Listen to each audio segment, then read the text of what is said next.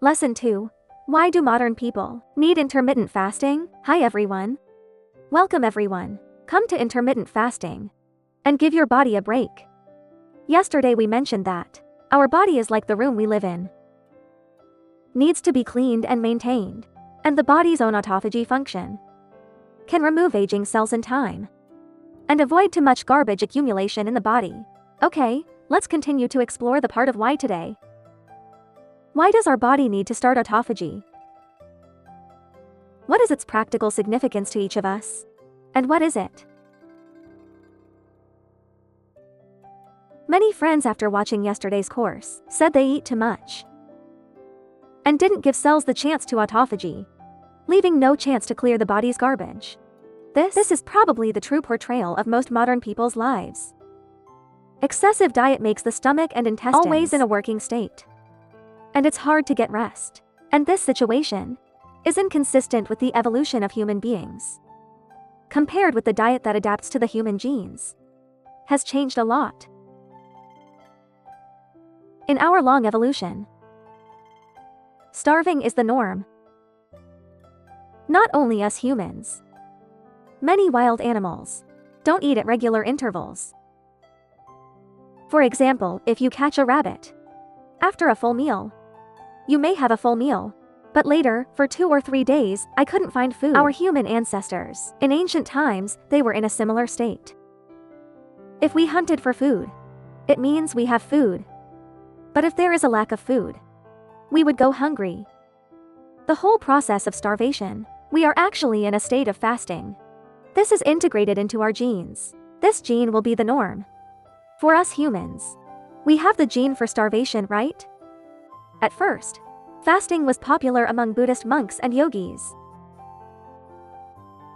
This is what we think of as fasting. Until 2012, British doctor Michael Mosley drew on traditional experience and combined it with modern science.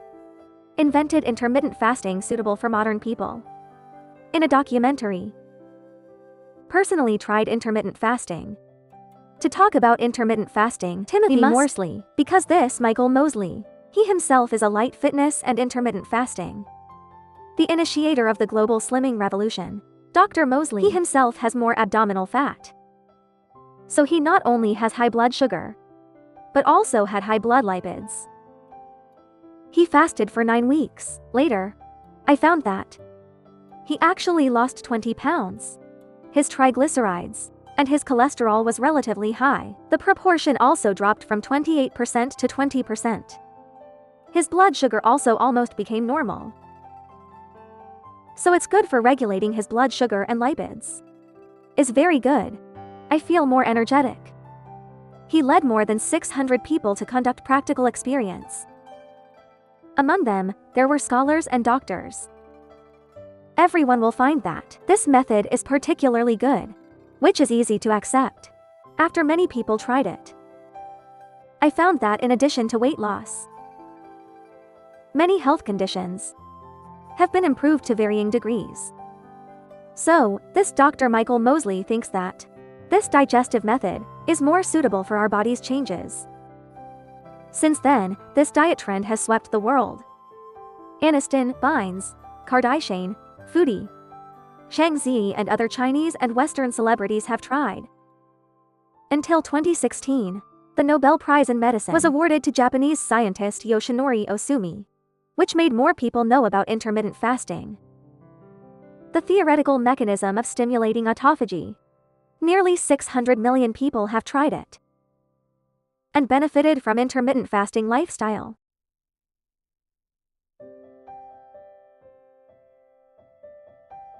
In the relationship between diet and health, the two major gaps in modern diets are in today's abundant food supply. The reason why we still haven't achieved a high level of health. The first gap is that genetic changes cannot keep up with modern diets.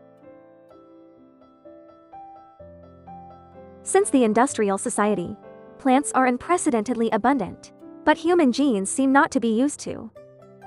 The abundant food supply has not been adapted, which leads to our lack of restraint in diet.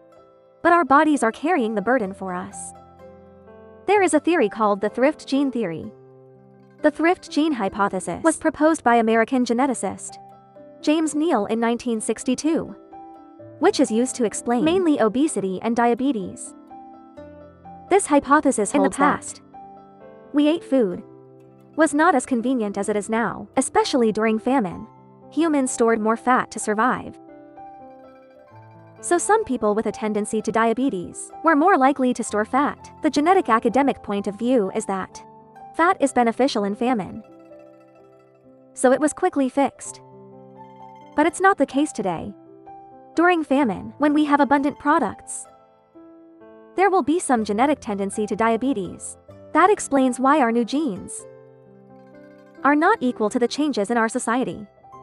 That is to say, our genes have not kept up with the changes in our diet. So we may eat a lot now. You think you eat well, but too much is as bad as too little, or an unbalanced diet. So now we have many diseases, especially some metabolic diseases, caused by metabolic imbalance. High blood sugar, blood pressure, blood lipids, of course, and uric acid. There are also some cardiovascular are all related to our dietary imbalance. There is another gap, which is often overlooked by people, is hidden hunger.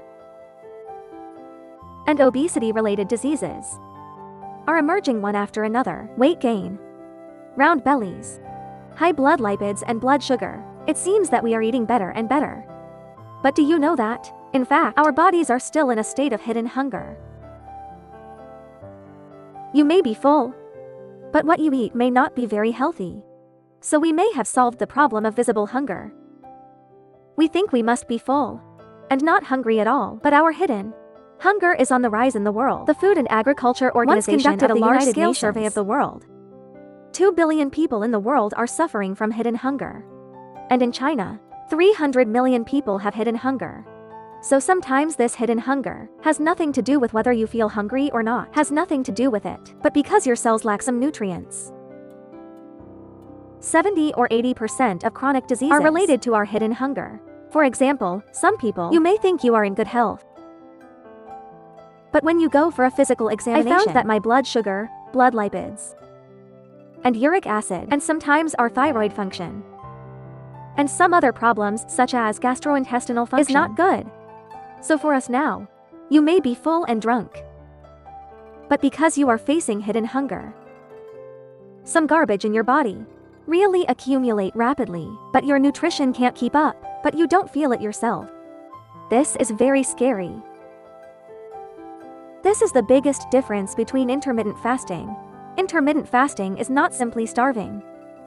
It doesn't control your daily calorie intake, completely control daily calorie intake. It guides us to return to natural eating.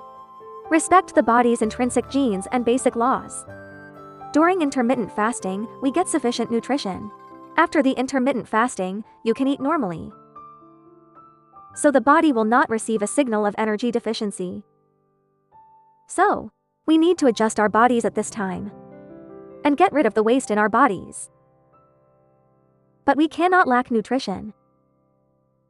So at this time, we can't just say to starve ourselves. You can lose weight by starving yourself, but first, it won't last long. And second, it will affect the body's immunity. So at this time, we need intermittent fasting. Its nutritional ratio is very reasonable. It can supplement the lack of some trace nutrients, such as vitamins, minerals, dietary fiber, and so on. Meanwhile, it controls the energy intake, allowing you to accept it gently, allowing you to persist in the long term. It's also beneficial to improving our hidden hunger. Also beneficial. The intermittent calorie-controlled intermittent fasting diet allows you to stand on both sides of the scale of food and health. Alternate between relaxation and tension, and make choices freely, and restore the leisure and freedom of life. You will soon understand. This is not starvation. It is possible, a healthy and long-lived way to implement in the long term. In the next class, we will continue to unlock intermittent fasting, dietary rules that need to be noted. See you then.